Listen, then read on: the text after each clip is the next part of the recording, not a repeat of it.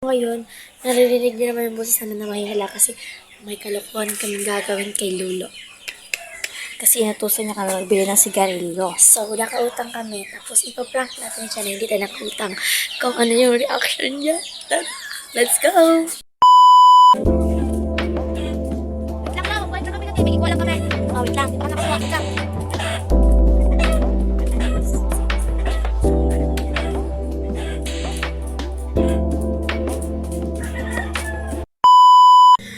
So, naghihintay kami dito kasi dapat kami magtakal kasi doon. Malapit pa ang tindahan. So, hintayin nyo lang guys. Mga ilang hours lang ako dito. Sige, go! So guys, itatago na namin guys. Tapos ko na rin. May ipakita! Grabe naman to siya, uy. Bilisan mo kasi. Tara guys. Let's go! Okay, reaction niya guys. Alat ko. La! Hindi daw siya magpautang. Kayong anak niya daw yung nag-ano doon. Kayong bata yung nag-utang. Kayo nag-paano doon, nag-bantay. Sabi ng ano niya. Wala daw. Sino bata? Yung ano, si Hope. Yung anak ni doon. Hindi siya magpautang. Hindi daw siya magpautang. Sama din yung doon eh. Hindi namin ano. Hindi naman alam, baka sa bayan. Ata.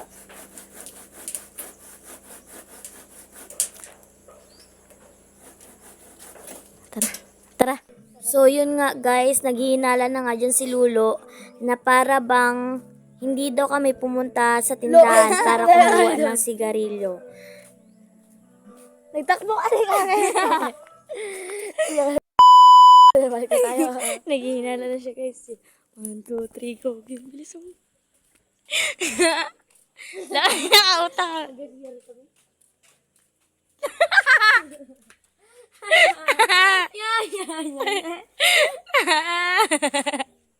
Laki na si Lulu eh.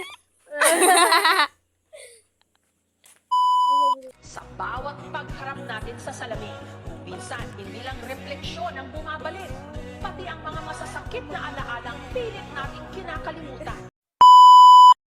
So, yun nga guys, successful na yung plano namin. Kitang-kita niyo naman yung mukha ni Lulu, di ba? Parang siya kaiyakin eh. Oo, ay ni Lulo. Yun lang guys. Thank you So, for watching. bye-bye. Susunod na lang kami mag-intro guys pag hindi na prank. Bye-bye. Maraming salamat.